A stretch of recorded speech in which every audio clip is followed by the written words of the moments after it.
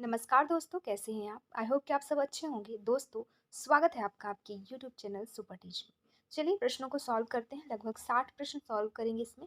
बाल विकास विषय के क्वेश्चन हम देखने वाले हैं और बहुत ही महत्वपूर्ण क्वेश्चन है। जिन-जिन क्वेश्चन को हम देखने वाले हैं और जो जिस टॉपिक से होंगे आपको वो टॉपिक ढंग से पढ़ना है। चलिए शुरू करते हैं। हमारा पहला प्रश्न है, निम्नलिखित में से कौन परिपक्वता की विशेषता नहीं है? ऑप्शंस दिए गए हैं।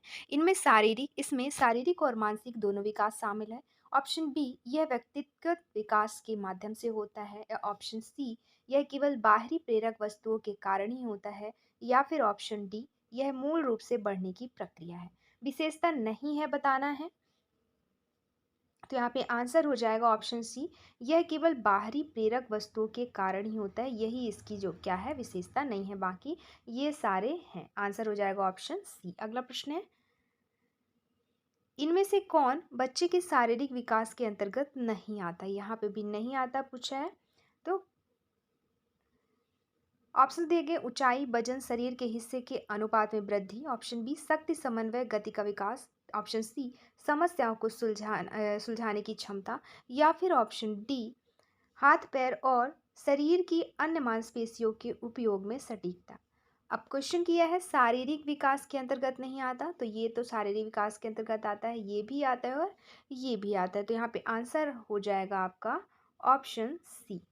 अगला प्रश्न है, निम्नलिखित में से कौन बाल उपचार के मनोवैज्ञानिक कारणों में से एक नहीं है? फिर यहाँ पे भी नहीं है पूछा है। आपका ऑप्शन दिया गया, अनुशासनहीनता, उचित मनोरंजन का अभाव, अनुचित बौद्धिक विकास और बेरोजगारी। तो यहाँ पे आपका आंसर हो जाएगा ऑप्शन डी, बेरोजगारी। अगला प्रश्न है, जब हम कुछ बच्चों को शिक्षा प्रणाली से बाहर करते हैं तो बाद के चरण में समुदाय में किसी भी उद्देश्य के लिए उसे किसके और किस मतलब क्या और क्या करना पड़ता है? तो उसके उद्देश्य के लिए उन्हें बहुत मुश्किल से शामिल करना पड़ता है। ऑप्शन बी यहाँ पे सही उत्तर हो जाएगा।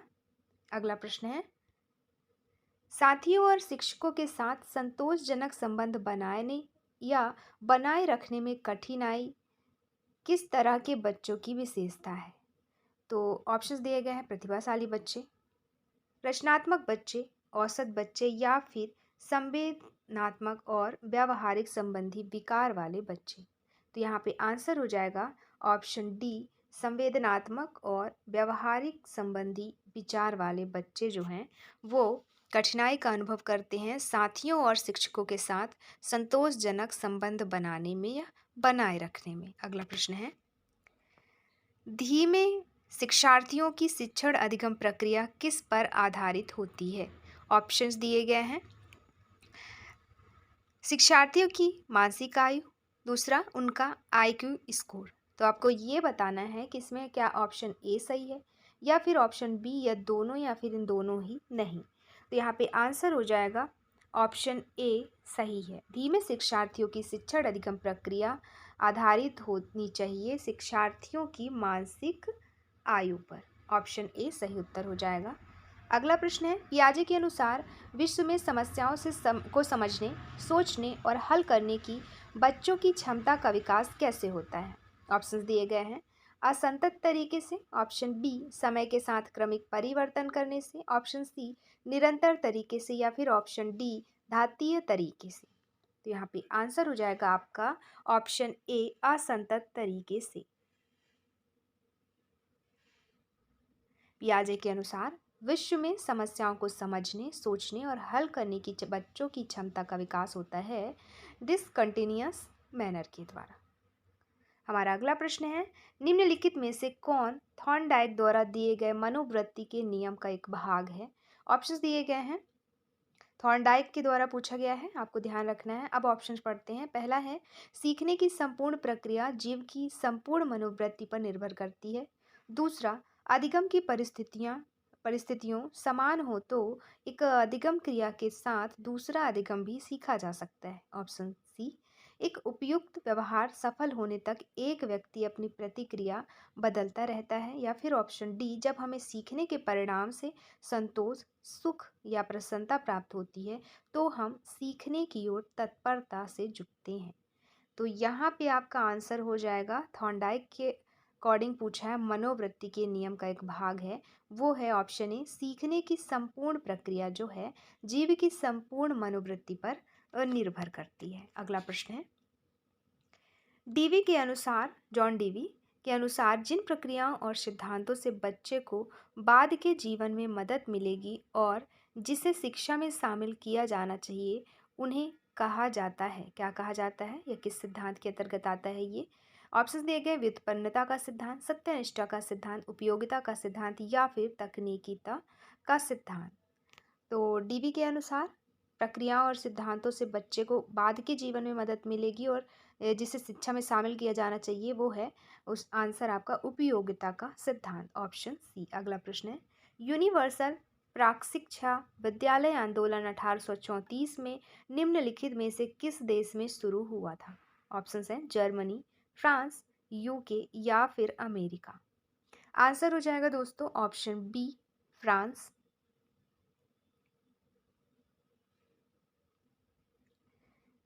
यूनिवर्सल प्राक शिक्षा विद्यालय आंदोलन 1834 जो है फ्रांस से शुरू किया गया था। अगला प्रश्न है, निम्नलिखित में से किसका बुद्धि पर सामाजिक प्रभाव में दृढ़ विश्वास था और उसने कहा कि इसे पूरी तरह से आनुवांशिक रूप से निर्धारित नहीं किया जा सकता?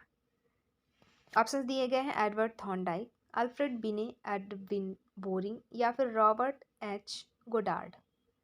आंसर हो जाएगा अल्फ्रेड बिने। बुद्धि का सामाजिक प्रभाव से दृढ़ विश्वास था और उसने कहा कि इसे पूरी तरह से आनुवांशिक रूप से निर्धारित नहीं किया जा सकता। तो ये है आंसर आपका अल्फ्रेड बिने। अगला प्रश्न है, किस स्विस मनोवैज्ञानिक ने दिखाया कि बुद्धि प्राकृतिक अनुक्रम के चरणों का परिणाम है और यह एक बच्चे और उसके पर्यावरण की बदलती बातचीत के परिणाम स्वरूप विकसित होती है? ऑप्शन दिए गए, प्लूटो, जॉन लोके, एरिक एरिक्सन या फिर जीन पियागेट। आंसर हो जाएगा option D, gene Piaget Swiss मनोवैज्ञानिक है। अगला, बुनियादी द्वंद्व कितने प्रकार के होते हैं? ऑप्शन है 2, 3, 5 या फिर 7। तो बुनियादी द्वंद्व होते हैं दोस्तों 3 प्रकार के। अगला प्रश्न, निम्नलिखित में से कौन सा दृष्टिकोण आंतरिक अभिप्रेरणा पर अधिक जोर देता है, जहां व्यक्तिगत जरूरतें आत्म साक्षात्कार के लिए अभिप्रेरणा का स्रोत है? तो ऑप्शन है व्यवहारवादी दृष्टिकोण, मानवतावादी दृष्टिकोण, संज्ञानात्मक दृष्टिकोण या फिर सामाजिक सांस्कृतिक दृष्टिकोण। तो आंसर हो जाएगा ऑप्शन बी, मानवतावादी दृष्टिकोण जो है आंतरिक अभिप्रेरणा पर अधिक जोर देता है। अगला प्रश्न है, कौन सा मौखिक और गैर मौखिक अभिव्यक्तियों से अनुमानित है? ऑप्शन दिया गया है संवेग, अभिप्रेरणा, अंतर्नोद या फिर लक्ष्य। तो जो मौखिक और गैर मौखिक अभिव्यक्तियों से अनुमानित है वो है इमोशंस, संवेग। अगला प्रश्न, जहाँ तक संवेगों का संबंध है, किशोरावस्था एक बहुत ही कौन सी अवस्था है? तो जो किशोरावस्था एक बहुत ही दोस्तों संवेदनशील अवस्था है, सेंसिटिव एज है किशोरावस्था। ऑप्शन सी सही उत्तर हो जाएगा। अगला प्रश्न है, एक अवधारणा की परिभाषा का प्रदर्शन करते हुए एक शिक्षक समझा रहा है, यह शिक्षण का कौन सा प्रक्रम है? पूर्व सक्रिय प्रक्रम, अंतः सक्रिय प्रक्रम, उत्तर सक्रिय प्रक्रम या फिर प्रदर्शन प्रक्रम? तो यहाँ पे आंसर हो जाएगा अंतः सक्रिय प्रक्रम, ऑप्शन बी। अगला प्रश्न, शिक्षा शास्त्र के प्रति बाल केंद्रित दृष्टिकोण को ध्यान में रखते हुए शिक्षक को क्या करना चाहिए? ऑप्शन है, विद्यार्थियों को अपना असाइनमेंट समय पर पूरा करने के लिए कहें। ऑप्शन बी, विद्यार्थियों से कुछ गतिविधियां स्वयं करने को कहें और आवश्यकता पड़ने पर ही उनका मार्गदर्शन करें। अगला, विद्यार्थियों को बताएं कि गतिविधि को प्रदर्शित करके कैसे किया जाता है। अगला, विद्यार्थियों को पाठ्यक्रम के अनुसार सब कुछ पढ़ाना। यहाँ पे आंसर हो जाएगा विद्यार्थियों से कुछ गतिविधियां स्वयं करने को कहें और आवश्यकता पड़ने पर ही उनका मार्गदर्शन करें। अगला प्रश्न है, लैंगिक अंतर को दूर करने के लिए कक्षा में क्या होना चाहिए? या कैसा वातावरण होना चाहिए? तो ऑप्शंस दिए गए हैं, लड़कों के लिए विशेष वातावरण, तो बिल्कुल नहीं। दूसरा, लड़कों और लड़कियों के लिए समान वातावरण, हाँ ये सही है। ऑप्शन सी, लड़के लड़कियों का असमान वातावरण, या फिर दिए गए विकल्पों में से कोई नहीं। तो यहाँ पे आंसर हो जाएगा लड़कों और लड़कियों के लिए समान वातावरण, ऑप्शन बी सही उत्तर हो जाएगा। अगला प्रश्न है, बच्चों के निःशुल्क और अनिवार्य शिक्षा अधिनियम 2009 के अधिकार में अनिवार्य शब्द का अर्थ क्या है? ऑप्शन दिए गए हैं, माता पिता को अनिवार्य रूप से दंडनीय कार्रवाई से बचने के लिए अपने बच्चों को विद्यालय भेजने के लिए मजबूर किया जाता है। दूसरा, उपयुक्त सरकार प्राथमिक शिक्षा के प्रवेश, उपस्थिति और समापन को सुनिश्चित करेगी। ऑप्शन सी, केंद्र सरकार प्राथमिक शिक्षा के प्रवेश, उपस्थिति और समापन को सुनिश्चित करेगी। या फिर ऑप्शन डी, अनिवार्य शिक्षा निरंतर परीक्षण के माध्यम से प्रदान की जाएगी। तो यहाँ पे अनिवार्य शब्द का अर्थ है उपयुक्त सरकार प्राथमिक शिक्षा के प्रवेश, उपस्थिति और समापन को सुनिश्चित करेगी। अगला प्रश्न, सृजनात्मक बच्चे के बारे में कौन सा कथन सही नहीं है बताना है। तो कौन सा कथन सही नहीं है बताना है यहाँ पे। ऑप्शंस दिए गए हैं, एक सृजनात्मक बच्चा उत्सुक होता है, एक सृजनात्मक बच्चा साहसिक नहीं होता है, एक सृजनात्मक बच्चा बहिर्मुखी होता है, या फिर एक सृजनात्मक बच्चा महत्वाकांक्षी होता है। यहाँ पे आंसर हो जाएगा आपका ऑप्शन बी, एक सृजनात्मक बच्चा साहसिक नहीं होता है। और कौन सा कथन सही नहीं है यही पूछा है, तो आंसर हो जाएगा ऑप्शन बी। अगला प्रश्न है, निम्न में से कौन सी योजना निःशक्तों को एमफिल और पीएचडी जैसी उच्च शिक्षा प्राप्त करने के लिए छात्रवृत्तियां प्रदान करती है? ऑप्शंस दिए गए हैं, निःशक्त व्यक्तियों हेतु छात्रवृत्ति की राष्ट्रीय योजना, निःशक्त बच्चों हेतु समग्र शिक्षा योजना, राजीव गांधी अध्येता वृत्ति योजना, या फिर माध्यमिक स्तर पर निःशक्तों हेतु समावेशी शिक्षा। तो यहाँ पे आंसर हो जाएगा आपका ऑप्शन सी, राजीव गांधी अध्येता वृत्ति योजना। ये योजना निःशक्तों को एमफिल और पीएचडी जैसे उच्च शिक्षा प्राप्त करने के लिए छात्रवृत्तियां प्रदान करती है। तो ऑप्शन सी यहाँ पे सही उत्तर हो जाएगा। अगला प्रश्न है, निम्न में से आनुवांशिक संबंधी घटक मुख्य रूप से कौन सा है? ऑप्शन है, सामाजिक गतिविधियों में भागीदारी, साथी समूह के प्रति व्यवहार, सोचने का तरीका, या फिर आंखों का रंग। तो आनुवांशिक संबंधी घटक पूछा है, तो दोस्तों यहाँ पे आंसर हो जाएगा आपका आंखों का रंग। अगला प्रश्न, निर्धारण मापनी या रेटिंग मापनी में बालक के किन गुणों का अध्ययन किया जाता है? तो रेटिंग मापनी में बालक के व्यक्तिगत शील गुणों का अध्ययन किया जाता है, ऑप्शन ए सही उत्तर हो जाएगा। अगला प्रश्न, विज्ञान पढ़ाते समय शिक्षक द्वारा छात्र से एक प्रश्न पूछा गया है और शिक्षक को लगभग आधा सही उत्तर मिला, तो शिक्षक को छात्र किस तरह पढ़ाना चाहिए? ऑप्शंस दिए गए, छात्र को डांटना चाहिए, उत्तर की अपेक्षा की जानी चाहिए और अगले छात्र से पूछना चाहिए, इस प्रयास के लिए छात्रों की सराहना की जानी चाहिए, या फिर ऑप्शन डी, छात्रों को एक और मौका दिया जाना चाहिए। तो दोस्तों यहाँ पे आंसर हो जाएगा, इस प्रयास के लिए छात्रों की सराहना की जानी चाहिए, ऑप्शन सी सही उत्तर हो जाएगा। अगला प्रश्न है, जब कोई प्रतिक्रिया ड्राइव में कमी उत्पन्न करने में विफल रहती है तो इसे किसके माध्यम से स्थायी रूप से दबा दिया जाता है? ऑप्शंस दिए गए हैं, प्रतिक्रियात्मक अवरोध, अविकसित अवरोध, अनुकूलित अवरोध, या फिर उच्च कोटि अवरोध। तो आंसर हो जाएगा ऑप्शन सी, अनुकूलित अवरोध। तो जब प्रतिक्रिया ड्राइव की कमी उत्पन्न करने में विफल रहती है तो इसे अनुकूलित अवरोध या कंडीशन इनहेबिटेशन के माध्यम से स्थायी रूप से दबा दिया जाता है। अगला प्रश्न, निम्नलिखित में से कौन सा कथन गलत है?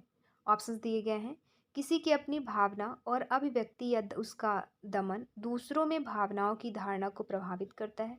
दूसरा, खुले भावनात्मक व्यवहार के पैटर्न में बाधा, दृष्टिकोण, पीछे हटना और प्रतिक्रिया को रोकना शामिल है। तीसरा, तीव्र उत्तेजना के कारण भावनाएं सामान्य उत्तेजना के रूप में शुरू होती है।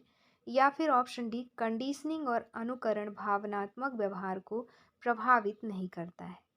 तो यहाँ पे पूछा है कौन सा गलत है, तो वही हो जाएगा आंसर आपका ऑप्शन डी, यही गलत है। अगला प्रश्न, यह कथन प्रत्येक शिक्षार्थी अद्वितीय है, इसका क्या अर्थ है? ऑप्शंस हैं, विषम कक्षाओं में शिक्षार्थियों की क्षमता विकसित करना संभव नहीं है। दूसरा, शिक्षार्थी का एक सामान्य लक्ष्य साझा नहीं करते। कक्षा के सभी विद्यार्थी के लिए एक समान पाठ्यक्रम बनाना असंभव है। या फिर ऑप्शन डी, कोई भी दो छात्र अपनी योग्यता, रुचि और प्रतिभा में एक जैसे नहीं होते। यहाँ पे बताना है अद्वितीय का क्या अर्थ है, तो आंसर हो जाएगा यहाँ पे ऑप्शन डी, कोई भी दो छात्र अपनी योग्यता, रुचि और प्रतिभा में एक जैसा नहीं होता। अगला प्रश्न है, निम्नलिखित में से कौन सा मास्लो की संकल्पना आत्मानुभूति का वर्णन करता है? ऑप्शंस दिए गए हैं, खुद को धोखा देकर अपनी छवि की रक्षा करने की आवश्यकता, अपनी क्षमताओं को पूरी तरह विकसित करने की आवश्यकता, आत्मानुभूति, या फिर ऑप्शन डी, सुरक्षा की जरूरत। तो यहाँ पे आत्मानुभूति का वर्णन बताना है, मतलब आत्मानुभूति का अर्थ बताना है। आंसर हो जाएगा अपनी क्षमताओं को पूरी तरह विकसित करने की आवश्यकता। ऑप्शन बी सही उत्तर हो जाएगा। अगला प्रश्न है, एक मानकीकृत पठन परीक्षण के परिणामों का न्यूनतम न्यायोचित उपयोग है, क्या है? ऑप्शंस हैं, पठन निर्देश कार्यक्रम का मूल्यांकन करना, रिपोर्ट कार्ड अंकों के आधार पर मार्क्स में कार्य करना, serve as a basis for report card marks.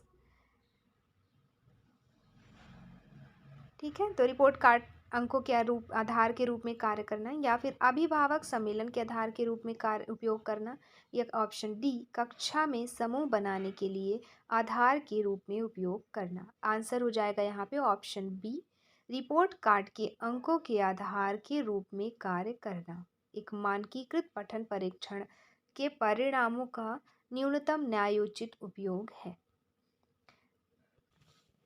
अगला प्रश्न है, स्नातक के लिए बीएड या पत्रकारिता प्रवेश परीक्षा उत्तीर्ण करना निम्नलिखित में से किसका उदाहरण है? ऑप्शंस है, लघु अवधि, दीर्घावधि, स्थायी, या फिर व्यक्तिगत। तो ये है उदाहरण दोस्तों लघु अवधि का, शॉर्ट टर्म का। अगला क्वेश्चन, एक शिक्षक के रूप में आप अपने छात्र की मानसिक तैयारी का निर्धारण कैसे करते हैं? ऑप्शन दिए गए, उन्हें भारी मात्रा में गृह कार्य देकर, उन्हें खेल टीम में शामिल करके, बच्चे के भावनात्मक और बौद्धिक विकास का ज्ञान इकट्ठा करके, या फिर उनके माता पिता से बात करके। यहाँ पे आंसर हो जाएगा, मानसिक तैयारी का निर्धारण कैसे करते हैं, तो वो करते हैं बच्चे के भावनात्मक और बौद्धिक विकास का ज्ञान इकट्ठा करके। ऑप्शन सी सही उत्तर हो जाएगा। अगला प्रश्न, निम्नलिखित में से कौन सी अधिगम की विधि दैनिक जीवन में अर्थपूर्ण नहीं मानी जाती? ऑप्शंस, फील्ड असाइनमेंट, सार्वजनिक स्थान पर विजिट पे जाना, सामाजिक मुद्दों पर बहस, या फिर विशुद्ध रूप से सैद्धांतिक व्याख्यान। तो अर्थपूर्ण नहीं मानी जाती वो है ऑप्शन डी, विशुद्ध रूप से सैद्धांतिक व्याख्यान। अगला प्रश्न, निम्नलिखित में से कौन सा सत्य नहीं है? ऑप्शन दिया गया है, बच्चों द्वारा दैनिक डायरी रखना समय की बर्बादी है। दूसरा, शिक्षक को बच्चों से उनके काम पर सवाल पूछना चाहिए। ऑप्शन सी, शिक्षक को चाहिए कि वह बच्चों को उनके काम पर चिंतन करने के लिए प्रेरित करें। या फिर ऑप्शन डी, बच्चों को अपना प्रतिबिंब दोस्तों के साथ साझा करना चाहिए। तो यहाँ पे सत्य नहीं है पूछा है, अर्थात असत्य बताना है। तो यहाँ पे आंसर हो जाएगा ऑप्शन ए, बच्चों द्वारा दैनिक डायरी रखना समय की बर्बादी है। अगला प्रश्न, निम्नलिखित में से कौन शिक्षार्थी की मानसिक स्थिति के बारे में सही नहीं है? यहाँ पे भी गलत ही बताना है। तो ऑप्शन दिए गए हैं, अधिगमकर्ता मानसिक रूप से स्वस्थ होगा तो वह अधिगम गतिविधियों में पूर्ण रूप से सहभागिता एवं संलग्नता का प्रदर्शन करेगा। दूसरा, मानसिक स्वास्थ्य के उत्तम होने की स्थिति में अधिगमकर्ता स्वयं अवधान केंद्रीयकरण का प्रयास करेगा तथा सफलता को प्राप्त करेगा। तीसरा, मानसिक स्वास्थ्य के उत्तम होने पर अधिगमकर्ता की अधिगम प्रक्रिया प्रभावी रूप से जरूरी होगी। या फिर ऑप्शन डी, मानसिक स्वास्थ्य का उच्च स्तर प्रभावी परिणाम के व्युत्क्रमानुपाती होता है। आंसर हो जाएगा ऑप्शन डी, मानसिक स्वास्थ्य का उच्च स्तर प्रभावी परिणाम के व्युत्क्रमानुपाती होता है। अगला प्रश्न है, एक जन्म के पूर्व की अवधि है, तो जन्म के पूर्व की अवधि है, ऑप्शन दिए गए हैं, गर्भाधान के पहले 4 सप्ताह, गर्भधारण और जन्म के बीच का संपूर्ण कार्यकाल, जन्म के से पहले के आखिरी 4 हफ्ते, या फिर इनमें से कोई नहीं। आंसर हो जाएगा ऑप्शन बी, गर्भाधान और जन्म के बीच का संपूर्ण कार्यकाल जन्म के पूर्व की अवधि कहलाती है। अगला प्रश्न, किशोर अपराध की रोकथाम के लिए संयुक्त राष्ट्र दिशा निर्देश के अनुसार बच्चों के प्राथमिक समाजीकरण के लिए निम्नलिखित में से कौन सी केंद्रीय इकाई जिम्मेदार है? ऑप्शंस दिया गया है, विद्यालय, परिवार, विद्यालय परिवार दोनों, ऑप्शन डी ना विद्यालय और ना ही परिवार। आंसर हो जाएगा ऑप्शन बी, परिवार। अगला प्रश्न, निम्नलिखित में से कौन बाल उपचार का कारण नहीं है? ऑप्शन है आर्थिक कारण, सामाजिक कारण, पारिस्थितिक कारण या फिर मनोवैज्ञानिक कारण। तो नहीं है पूछा है, यहाँ पे हो जाएगा ऑप्शन सी, पारिस्थितिक कारण। अगला प्रश्न, एक स्कूल में शिक्षक देखता है कि एक 5 साल की बच्ची पी को अन्य बच्चों के साथ खेलने में कोई दिलचस्पी नहीं है और वह सरल निर्देशों का पालन नहीं कर सकती है। शिक्षक को क्या करना चाहिए? तो ऑप्शंस दिए गए हैं, लड़की को स्कूल ना आने के लिए कहें, ऑप्शन बी, उसके माता पिता से अपने बच्चे को स्कूल के निर्देशों का पालन करने के लिए मनाने के लिए कहें, ऑप्शन सी, बच्चे को कक्षा से बाहर करने और उसे प्रशिक्षण देने के लिए स्कूल प्राधिकरण को सलाह दें, या फिर ऑप्शन डी, बच्चे को विशेष आवश्यकता वाले बच्चे के रूप में पहचाने और उसके द्वारा अपेक्षित सहायता की मात्रा का आकलन करें। यही आंसर हो जाएगा आपका ऑप्शन डी। अगला प्रश्न, शिक्षक किस तरह बच्चों के लिए सामूहिक अभ्यास की बजाय आंशिक अधिगम प्रक्रिया का उपयोग कर सकते हैं?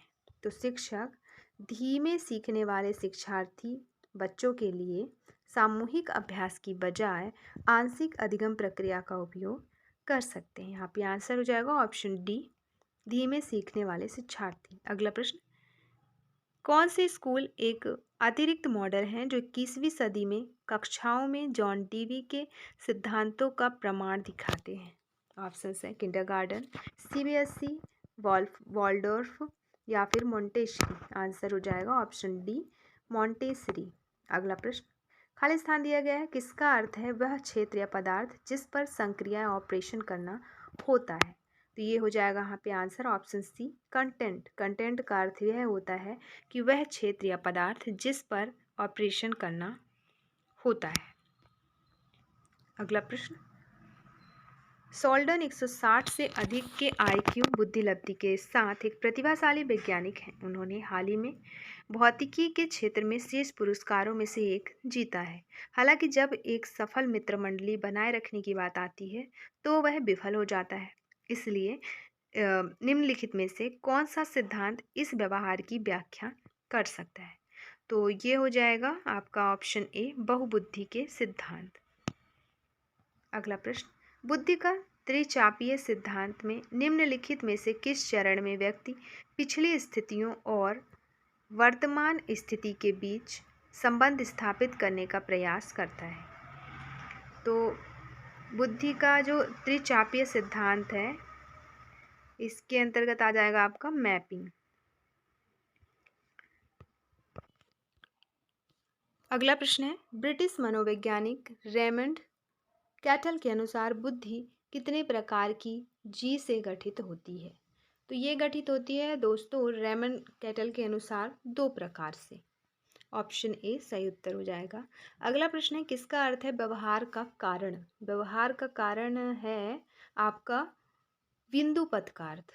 ऑप्शन बी, बिंदु पथ का अर्थ है व्यवहार का कारण। अगला प्रश्न है, कैरोल इजार्ड ने निम्नलिखित में से कितने मूल संवेगों का एक समुच्चय प्रस्तुत किया है? तो इन्होंने किया है 10 मूल संवेगों का, कैरोल इजार्ड ने। अगला प्रश्न है, अभिप्रेरणा के निम्नलिखित में से कौन सा दृष्टिकोण सामुदायिक प्रथाओं में विश्वास करता है और किसी के विकास और अभिप्रेरणा में समुदायों की भूमिका पर जोर देता है? तो ऑप्शन दिए गए, व्यवहारवादी दृष्टिकोण, मानवतावादी दृष्टिकोण, संज्ञानात्मक दृष्टिकोण या फिर सामाजिक सांस्कृतिक दृष्टिकोण। आंसर हो जाएगा सामाजिक सांस्कृतिक दृष्टिकोण। अभिप्रेरणा के लिए सामुदायिक प्रथाओं में विश्वास करता है और किसी के विकास और अभिप्रेरणा में समुदायों की भूमिका पर जोर देता है। अगला प्रश्न है, निम्नलिखित में से कौन नई शिक्षा नीति की सही विशेषता नहीं है? ऑप्शंस दिए गए हैं इनमें, इसमें स्कूली शिक्षा, उच्च शिक्षा के साथ साथ व्यावसायिक शिक्षा भी शामिल है। दूसरा, इसमें शिक्षक शिक्षा के साथ साथ अनुसंधान और नवाचार शामिल है। यह विशिष्ट मूलभूत कौशल पर ध्यान केंद्रित करता है जो बच्चों के पास होना चाहिए। या फिर ऑप्शन डी, उच्च शिक्षा प्रणाली को टीयर 1, 2, 3 और 4 में पुनर्गठित किया जाएगा। तो यहाँ पे आंसर हो जाएगा आपका ऑप्शन डी। जो नई शिक्षा की विशेषता नहीं है वो यही नहीं है, ऑप्शन डी सही उत्तर हो जाएगा। बाकी सारे ही नई शिक्षा नीति की विशेषताएं हैं। तो यहाँ पे ये आपका सही उत्तर हो जाएगा। अगला प्रश्न है, स्पीयरमैन के अनुसार बुद्धि है? क्या है स्पीयरमैन के अनुसार बुद्धि? तो ऑप्शन दिए गए हैं, अमूर्त चिंतन की क्षमता, तर्क संगत चिंतन, ज्ञान प्राप्त करने की क्षमता या फिर ठीक से चिंतन की क्षमता। तो इसके अनुसार स्पीयरमैन के अनुसार बुद्धि है एक तर्क संगत चिंतन। ऑप्शन बी सही उत्तर हो जाएगा। अगला प्रश्न है, एक बच्चा सभी विषयों में अच्छा स्कोर करता है लेकिन एक विषय में हमेशा खराब अंक प्राप्त करता है। बर्टन हॉल के अनुसार बच्चा पीड़ित होता है किसमें? सामान्य मंदता, सूक्ष्म मंदता, विशिष्ट मंदता या इनमें से कोई नहीं। ये आएगा एक विशिष्ट मंदता के अंतर्गत। ऑप्शन बी वो सॉरी सी सही उत्तर हो जाएगा। अगला प्रश्न है, नवजात शिशु की लंबाई औसतन कितनी होती है या कितने इंच होती है? तो नवजात शिशु की लंबाई होती है दोस्तों 17 से 21 इंच औसतन। ऑप्शन सी सही उत्तर हो जाएगा। कितना? 17 इंच।